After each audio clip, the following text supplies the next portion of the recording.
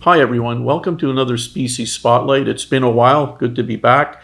Given what's been happening over the last year, a lot of us have been working from home and so forth, so we're gradually getting back to normal. Some adjustments are being made, and in my case, well, I'll be back to doing Species Spotlight, so it's good to be back with you all. Now, today's Species Spotlight is on the Green Clown Goby, the Gobiodon histrio. Very interesting little fish that has its origins in basically all over the Pacific, and specifically in the East Indian Ocean, Australia, Japan, Indonesia complex of islands. Widely distributed fish, often found in pairs and in the wild, perched on branching, SPS, like Acropora species of corals, for example. They love to perch there and survey a small territory. An interesting point which you may not often hear about is that in 2012, the Journal of Science reported that certain corals, like branching SPS corals, actually send out a signal to these types of fish that inhabit the branches of their coral colony. And it's almost a distress signal. The fish picks it up and starts to clear away invading algae that sometimes just swarm right over coral beds and kill them. So it's actually a defense mechanism that these corals take advantage of. It's interesting. Probably wouldn't happen in an aquarium, but in the ocean this was documented. Now, a little bit about the behavior, size, color, temperament, community tank suitability, as we always do in our species spotlights. It's a relatively shy species. Typically reaches 1.5 to 2 inches in length.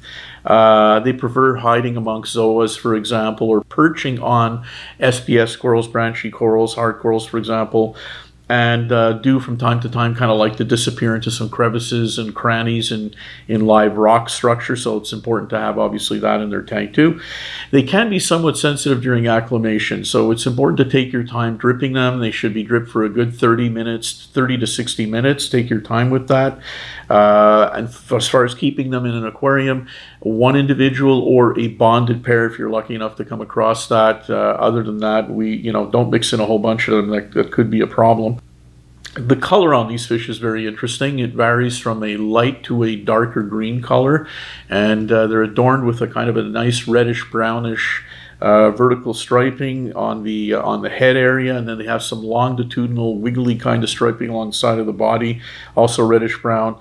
It's very, very captivating, and plus they're green. I mean, how many green marine fish do we have? Not really that much in terms of the color, so it's nice addition to a reef tank.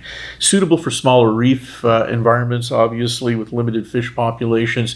Just be careful in the types of invertebrates you mix in with them. Some of the smaller, more delicate shrimp can get attacked with them as they're guarding their little bit of territory from their perching on a branchy acropora, for example. And the type of setup, well, of course, that's a variety of different corals, Zoras, if you want a small acro or two, that type of thing. Any typical small marine reef setup with other small species of peaceful fish, obviously not too many of them.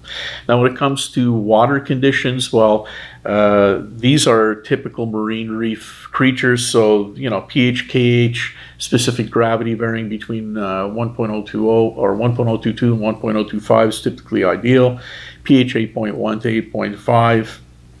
And of course, KH of 12 to 15 typically is about what you'd have in a reef. Water quality is important.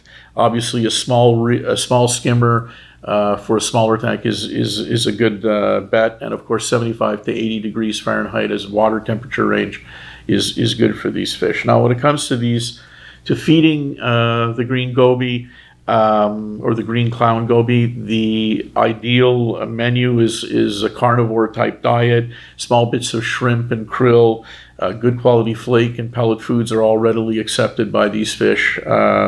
Really not a big issue in feeding them. Now, as a summary, we can say that this is really an interesting small species of fish, suits a nano marine community perfectly, comes complete with an interesting behaviors. Their perching is something that is just captivating 100% all of the time. When you get to see it, it really adds some character to your whole setup. And the green coloration is a nice addition, as I mentioned. It's not that common. We're really a fan of the green goby. Nice talking to you all. See you on the next one.